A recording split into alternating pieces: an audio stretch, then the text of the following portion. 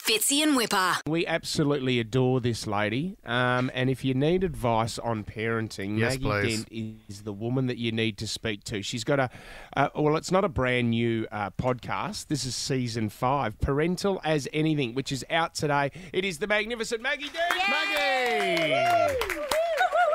Do you know?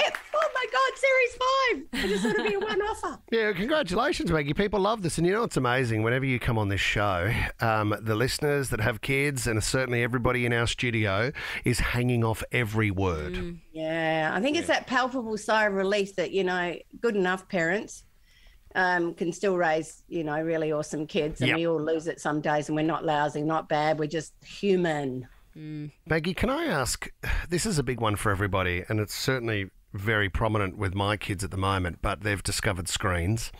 Ted and Jack, so they're 7 and 5. There's iPads, there's a Nintendo Switch, and obviously a TV.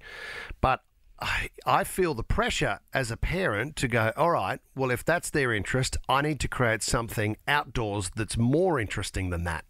So is that the best approach to try and break the habit of just coming home and jumping on a screen? You're absolutely right, because we know that, especially, right up to 10, there's so many developmental things that are still growing in our kids. The critical window's up to 5, and my heart aches, when I see parents distracting their kids with a screen, while they go shopping, because that's actually where you're supposed to be talking about where the bread is and the milk is and what that is, and no funny colour and what colour yogurt do you want. So we're not getting as much language, but you're absolutely right. The other things is an absence. So it's the displacement effect of screen. So that means our kids don't spend as much time outside, which means their melatonin levels can be different. That means they don't sleep as well. Yep. We also need them to run around adjusting their eyeballs. We've had an increase in myopia, which we believe is, because the eyeballs need to stretch. But if you're looking at a screen that's really close by, we have 4-year-olds turning up at physiotherapists with chronic posture problems because they haven't hung by their body weight to strengthen their shoulder girdles and their wrists, and they can't write. So can you see? It's a really important thing. Look, okay. It's worse than I thought. Versus screen. And, absolutely, I still believe the best screen you need to do to save your sanity, go and have a poo in peace or get some dinner cooked, is stick in front of a TV that has no advertisements if possible. And, they can't adjust the smartphone and zoom over to Netflix while you're not looking, because they're quite capable at 4 and 5 years of age of finding content that is extremely, extremely damaging for children of any age. Maggie, we've been getting some great questions from our listeners. One of them is, my 4-year-old comes into our bed every night, this is from Kristen, and takes at least an hour and a half to go to sleep. It is driving us insane. Any tips for the kids coming into bed and wanting to sleep in there, Maggie? Oh, look, we do, and we've got a fabulous episode coming up. And I want to say that is absolutely developmentally quite normal for children. Remember where their safest place is. It's a compliment because it is actually right next to you. And so in their day, what we're finding is also the busy day that they have, their little brain, we do that too, but us women do it way longer than men. You take about 3 seconds. Us women are still doing it at 2 a.m. We go through what has happened in the day. And often that is, that can keep them a little unsettled. But also they need to be able to get into what we call predictability, because predictability in routines is what the brain says, I know what happens next, which is why we talk about bedtime routines. Yep. And so one of my challenges is, if it's not a problem and everyone's sleeping, it's not a problem. And co-sleeping needs to be seen as not a problem. It's not a sign, again, of a lousy parent. But if a parent is a light sleeper and it's causing a problem, and the other parent can't co-sleep and let the other one in the spare room, then we do need to look at what other ways. And usually we just stick the mattress on the floor beside it. Usually it's a parent who ends up on that. But I want to, every now and then you might try and make them think it's an exciting thing to go and sleep in their own room. Yep. And if it's not working again, look, we're still in the midst of a pandemic. They're picking up our anxiety. They're picking up, crazy stuff going around in the world. They're hearing about war. No wonder they want to get back in our bed. We've just had massive floods. So our kids are in a heightened world. Their safest place is next to their safest place up. So one day you will dread it because they want to sleep with someone and you don't like that person. Maggie, what about this one? There's a fine line, and I don't know where it is, but of how hard to push them. And I'll give you an example. I signed the boys up for nippers. They didn't want to do it.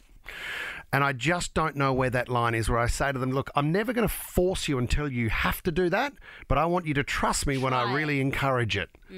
How do you get them to do things if they're not? Yeah, okay. So the very first thing is one of the biggest drivers, even with little children, is that they do want to have some agency and autonomy in making those calls. So once again, they can come home and all my mates are doing soccer, so I want to do it. Yeah. Where in actual fact, it might be a lamb or a low energy child who can do it for 2 weeks and then just needs not to do it anymore.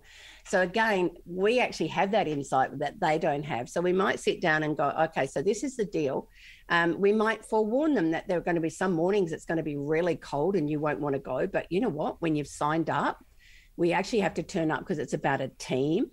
And also there'll be times when you might have to sit on the sidelines and instead of being on because it's not your term, and that might be a little bit uncomfortable. So we forewarn them about some of the things that they may be challenged with. Then we say, now, how are you feeling now about doing it? Or would you like to leave it another year when you're older and got bigger muscles or stronger or more braver? Right. And then we kind of give them a bit of a sense of what is to come, because sometimes they just want to do it because woohoo. I think they're the things we have to factor in when we talk to kids, and not make too many commitments. But if we're going to stick to one, your deal is you've got to do at least half the season. Okay. Right? If you're going to pull out, you've only got 4 more weeks, 3 more weeks, 2 more weeks. Sure. And then usually by then, if they've really actually, it's a bit more fun than I thought.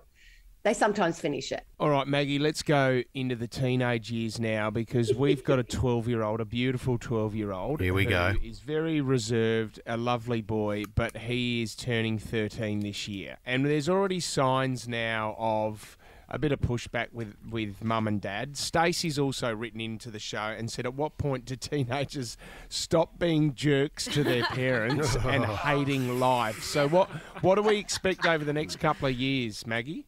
Oh, my God. You know how I'm really passionate about them because they're the ones I taught and counselled most. So one of the things that we do, it feels a little bit like, particularly for boys, girls get a bit sassy a bit early with their, because they can be more sassy anyway. But boys suddenly it feels like an alien stole them and put this other thing in place that just is like, whoa, where'd that come from? Okay, so firstly, it's developmentally normal. Your son or your daughter did not ask for this journey to begin. They have lots of changes going on that make them feel really a bit stressed. So their hormones are changing, their body's changing, their brain's changing. There's all these changes. They wake up going, what the heck? There's a wet patch in my bed. What the heck? Yeah. And then as we're evolving, they're supposed to push us back a bit because they need to have some tastes of more autonomy and freedom. And I think the biggest one that's hard to understand is the brain changes. The brain's trying to prune that child brain to help it become a grown-up adult brain. So it gets rid of some stuff it thinks it's not using. But that can mean they can get more forgetful. They can get more disorganized and get far more intense emotionally. Now, we've got the neuroscience to show this. So I think my challenge to you is find, and I've got heaps of articles free on my website.